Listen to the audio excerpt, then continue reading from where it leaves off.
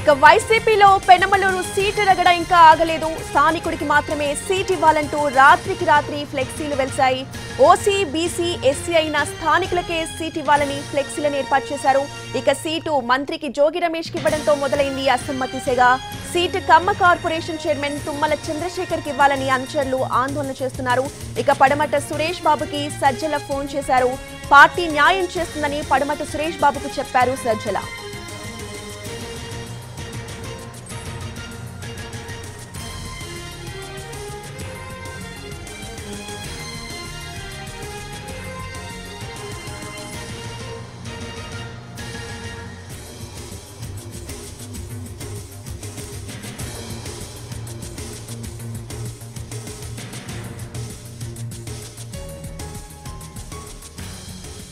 వైసీపీలో పెనమలూరు సీటు రగడ ఇంకా చల్లారలేదు. స్థానికుడికి మాత్రమే సీట్ ఇవ్వాలంటూ రాత్రికి రాత్రే ఫ్లెక్సీలు వెలిశాయి. ఇదే అంశంపై పూర్తి అప్డేట్స్ ని మా ప్రతినిధి శ్రీకాంత్ అందిస్తారు.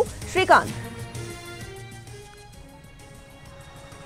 Penamaluru sitting MLA Parthasarathy party వీడాలని నిర్ణయం తీసుకోవడం, ఆ తర్వాత మంత్రి జోగి రమేష్ కి పెనమలూరు టికెట్ ని వైసీపీ అధిష్టానం ఖరారు చేయడం అనేది చకచకా జరిగిపోయిన నేపథ్యంలో ప్రస్తుతం జోగి రమేష్ కి వైసీపీ టికెట్ ని అధిష్టానం నిర్ణయించడంతో స్థానికంగా అయితే వ్యతిరేకత మొదలైంది. ఆయనకి సంబంధించి అసమ్మతి వ్యక్తం చేస్తూ కూడా ప్రస్తుతం నియోజకవర్గంలో కార్యక్రమాలు కూడా ప్రస్తుతం ప్రారంభమయ్యాయి. ఎవరైతే నియోజకవర్గంలో సీటు ఆశించారో పడమట సురేష్ బాబు పార్టీ వీడాలని ఇప్పటికే నిర్ణయం తీసుకున్నారు. ఆయన కుమార్తె డీసీఎంఎస్ చైర్మన్ గా ఉన్న స్నిగ్ధ కూడా తన పదవికి కూడా రాజీనామా చేసిన నేపథ్యంలో సజ్జల పడమట సురేష్ బాబుకి ఫోన్ చేశారు. పార్టీకి పనిచేయాలి, పార్టీ అండగా ఉంటుంది, న్యాయం చేస్తుందని కూడా చెప్పిన నేపథ్యంలో ఆయన అయితే పార్టీ వీడాలనే డిసైడ్ అయినట్టుగా అయితే మనకి తెలుస్తుంది. మరోవైపు కమ్మ కార్పొరేషన్ చైర్మన్ గా ఉన్నటువంటి తుమ్మల చంద్రశేఖర్ కూడా ప్రస్తుతం తనకు టికెట్ ఇవ్వాలని ఆయన వర్గం కూడా ప్రస్తుతం ఆందోళన చేస్తుంది.